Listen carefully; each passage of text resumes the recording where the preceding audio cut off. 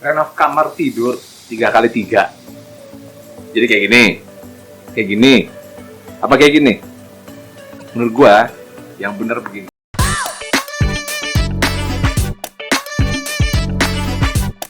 Oke, sebelumnya disclaimer ya. Jadi kamar paling lazim itu adalah kamar 3x3. Sebelum direnov, sebelum dimaksimalin atau dioptimalin, itu mesti tanya dulu ke diri sendiri. Kita mau bikin kamar ini untuk apa? Apa untuk kamar tidur? Oke. Asumsi ya, biasanya sih kamar tidur kan emang buat tempat tidur ya gitu. Terus setelah itu pertanyaan keduanya, kalau ini mau jadi tempat tidur, mau buat siapa? Buat kita yang tidur atau mau buat sewain? Itu beda banyak. Maksudnya gini, kalau kita mau buat disewain atau mau buat dijual, kita penting untuk penampilan. Yang penting penampilan dulu. Karena yang dibutuhin kan itu kan, supaya orang mau beli, supaya orang mau sewa. Tapi kalau mau buat kita sendiri, yang paling pertama tuh fungsi dulu.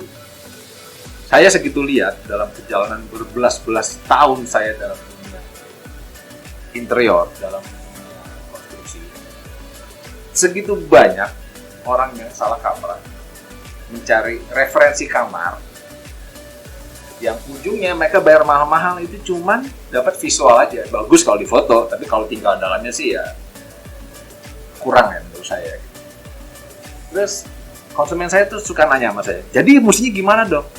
Yang paling pertama yang saya jawab, kalau mau renovasi interior, pastiin pihak jasanya itu melayani sipil. Kalau nanya sama sipil, pasti dia emang melayanin interior, bukan dioper ya, bener-bener emang punya in-house sendiri ya. Dan kenapa? Karena itu berdua, antara pekerjaan sipil sama interior itu harusnya sinergi satu sama lain. Ini biar saya jelasin pakai gambar ya. Oke, jadi ini kita punya ruangan. Ini 3x3. 3x3. Ini jadi kamar. Terus tingginya, lazimnya itu 3 meter ya. Jadi ini kita naikin dulu. 3 meter. Ya 2,9 lah rata-rata. Oke, ini bentuk ruangannya. Oke. Terus kita tambahin dulu. Kita tambahin yang paling penting. Apa itu? Ya pintu sih. Yang paling penting ya pintu. Oke, bisa cari dulu pintunya.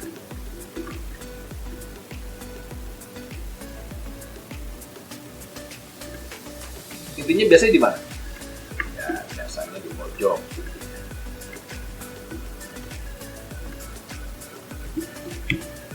Pojok sini kan?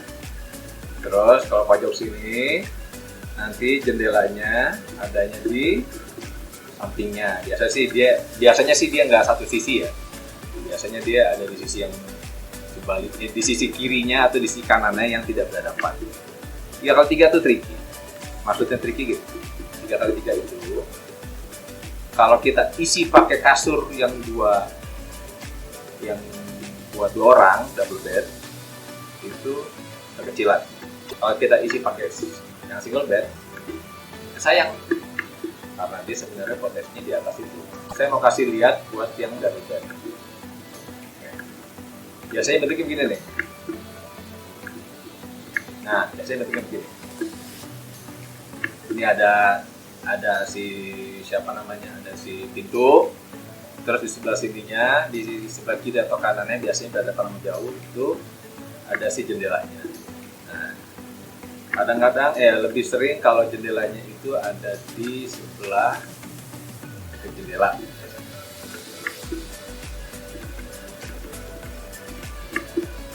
Kita benerin dulu ya.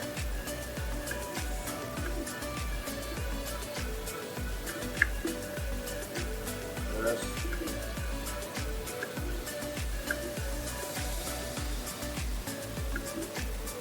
nah, orang biasanya langsung milih kasurnya taruh di mana.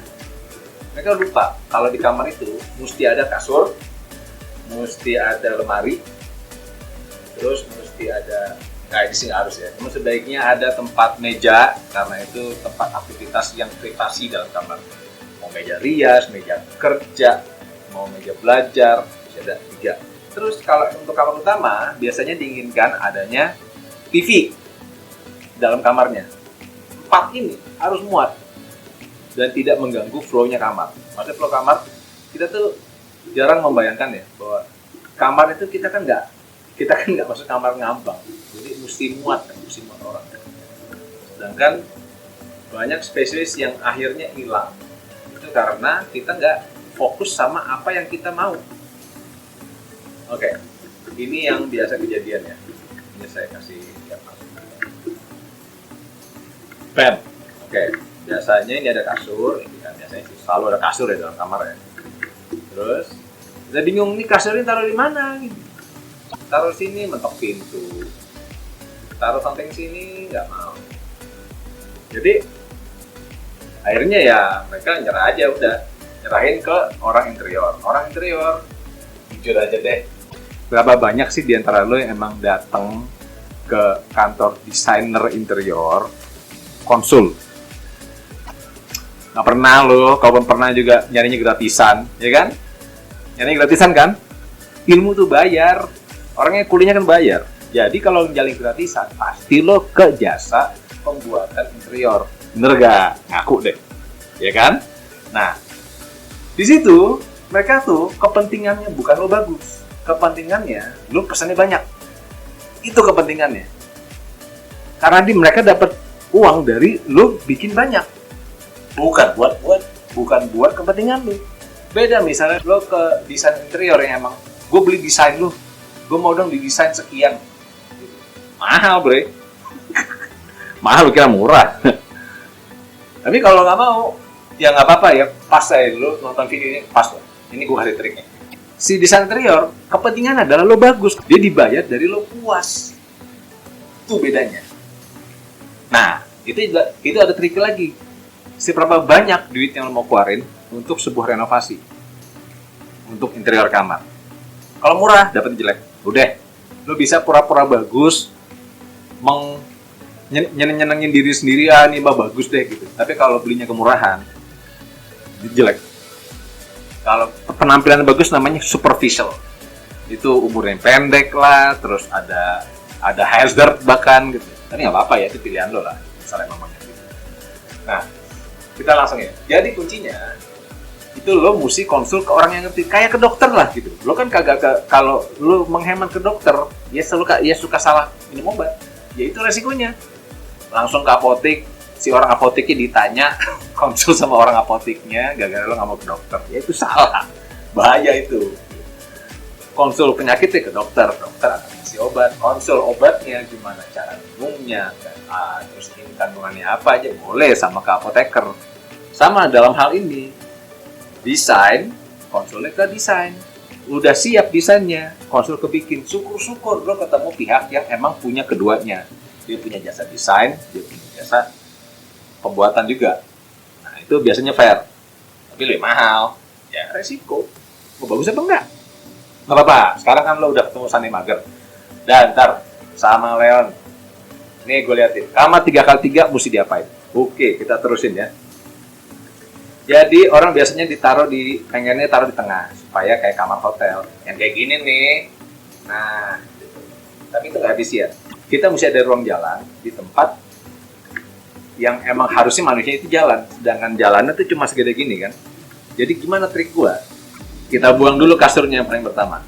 Kenapa? Karena menurut gua renov kamar 3x3 yang lazim bentuknya ada di Indonesia itu yang paling pertama bukan isi interior. Yang paling pertama adalah ubah pintunya dulu posisinya. Kita ubah dulu pintunya. Kenapa ubah pintunya? Karena ingat tadi, dalam kamar itu mesti ada dipan, mesti ada kasur, mesti ada lemari, sebaiknya ada meja, dan sebaiknya, dan bisa kamar utama biasanya maunya ada TV. Ini agak-agak terlalu pinggir. Oke. Terus habis ngubah pintu gunanya apa? Ini dia gunanya. Buat naruh lemari. Karena digeser, jadi muat si dua hal ini, si lemari sama si wardrobe ya, sama meja ini, meja rias kek, mau jadi meja kerja kek, meja apa, emang dibalik itu kita akalin. Kenapa? Karena sebenarnya idealnya itu kamar isinya itu 3,2 di dalamnya. Lo mesti nginget ya, 3 meter dikali 3 meter itu adalah dindingnya. Kita nggak hidup dalam dinding, jadi kita mesti ukur. Biasanya kalau kamar 3x3 itu nggak murni 3x3 isinya, itu isinya 285 lah biasanya lah, 285 dikali 285. Itu mesti ingat, kekurangan 1 cm aja kalau dalam dunia interior itu bisa mengubah segalanya. Kayak kita terus ya.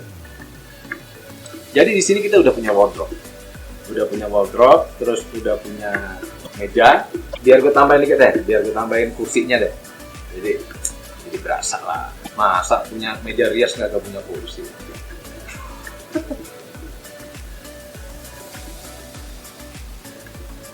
Oke, ini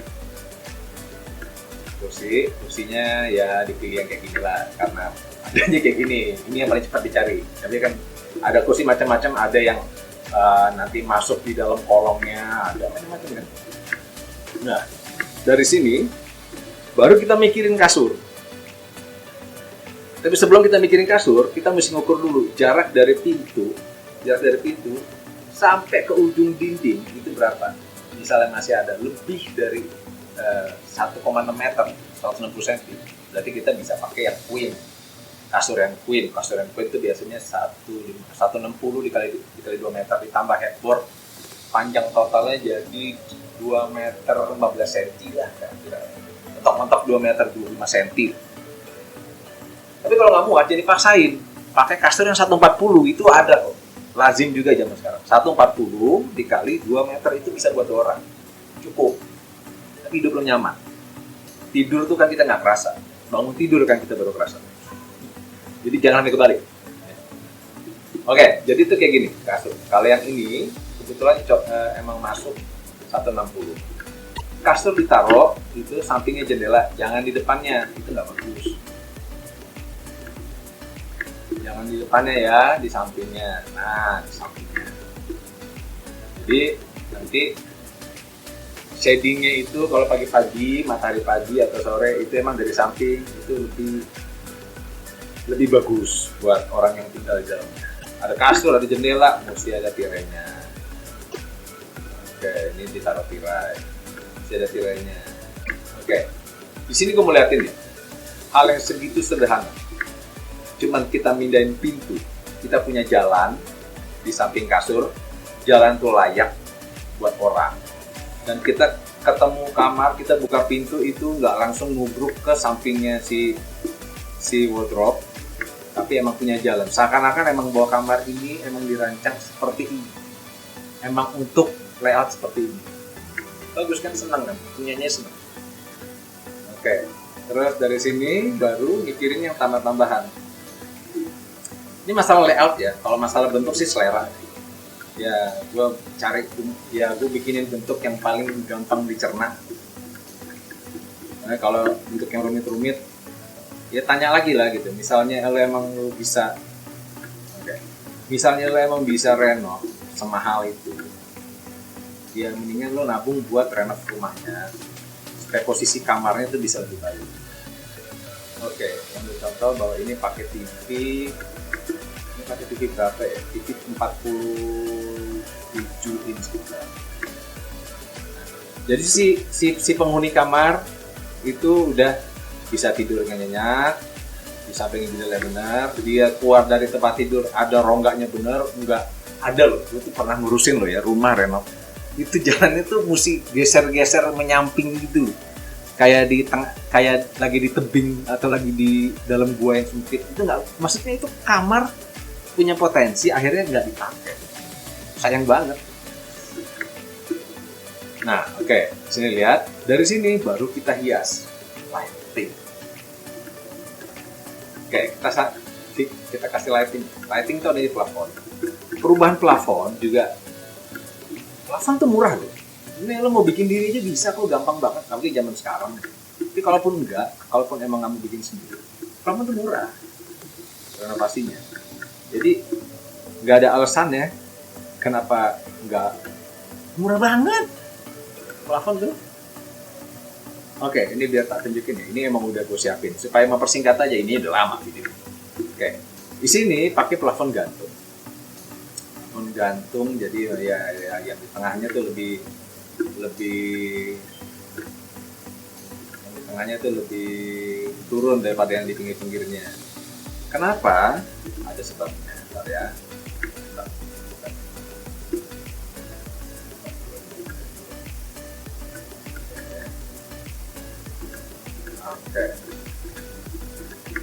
Oke, jadi seperti ini ya. Ini dari atas. Kita mau liatin kalau ini kita lihat dari dalam. Siap?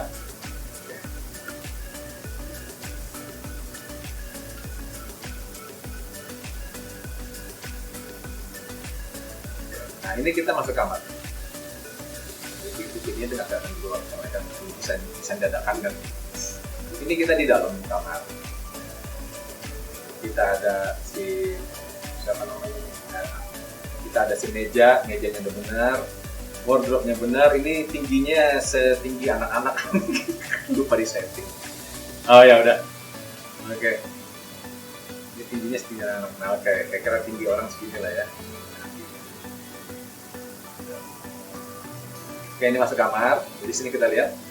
Masuk kamar tuh ada rongga yang membuat jalan. Wow, ini ngeliat begini aja kalau dari pengalaman gue ya, nggak tahu ya kalau tempat lain ya, 3x3 yang ada jalan gini aja susah banget nyarinya. Dan spesialnya adalah si pintu itu tidak terhalangi oleh apapun juga. Kita lihat dari arah sebenarnya. Pintunya itu cuman gara-gara digeser, gesernya itu cuman 45 cm. Sesimpel itu, murah geser pintu. Dapatnya banyak tapi isinya. Jadi dapat si wardrobe,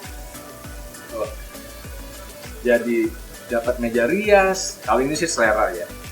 Nah, ada orang yang senang ini dihias-hias, pakai ditempel, pakai HPL, ditempel, pakai macam-macam. Dia itu selera ya. Tapi kalau saran saya ya, kalau emang sebenarnya nggak terlalu banyak uangnya, wallpaper pun jangan, mendingan dicat aja, cat aja sendiri atau suruh tukang juga murah ya. Soalnya itu ada umurnya, HPL itu ada perawatannya. Kalau orang interior, gue orang interior ya, lu gitu. Misalnya ada yang orang interior, komen di bawah. Gue juga orang interior, sama. Gue juga orang sipil, sama. Kalau orang interior termasuk saya, ditanya langsung produksi, saya cari segede-gede. Wow, nih ditambahin lagi, ya. Untungnya dari situ. Tapi kalau di sini di Sunday Bagger kan saya nggak bawa usaha saya nggak bawa brand saya sini. Jadi saya ngomong jujur, itu tidak berguna. Cuman estetik dan itu perawatannya ada rumit. Bahkan pas baru jadi itu ada bau lem, bahaya. Fokus. Sekarang kita ngomongin ke lampu. Jadi kenapa plafonnya pakai plafon gantung? Nah, supaya bisa naruh lampu ini. Ini lampu bikinnya gampang, mau bikin sendiri bisa. Sama satu lampu di tengah.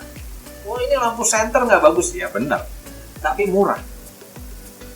Ya pilihan lu. Mau keluar duit banyak, silakan. Tapi mau nanya pendapat gue. Dari pengalaman gue, 17 tahun renovasi. Gimana cara renovasi kamar 3x3 yang paling efisien? Big bang for your buck. The biggest bang for your buck itu begini. Lemari, kalau nggak mau bikin custom, beli cukup. Nggak usah mikir ukuran, pasti cukup. Meja rias, kalau nggak mau mikirin ukuran, bikin, beli jadi. Ini cukup. Ini normal kok, ini lemari 75 cm. Gampang banget nyari. Terus yang perlu bikin custom ini, karena ini kalau mau. Tapi kalau nggak mau, taruh aja TV langsung situ. Kasur pakai 160. Semua yang diinginkan dari sebuah kamar itu sudah tersedia semua di sini. Nah, jadi begini. Sekali lagi buat rekod, misalnya mau renov kamar 3x3, menurut gua yang paling pertama jangan mikirin furniture-nya dulu. Ubah dulu pintu. Geser 45 cm ke samping.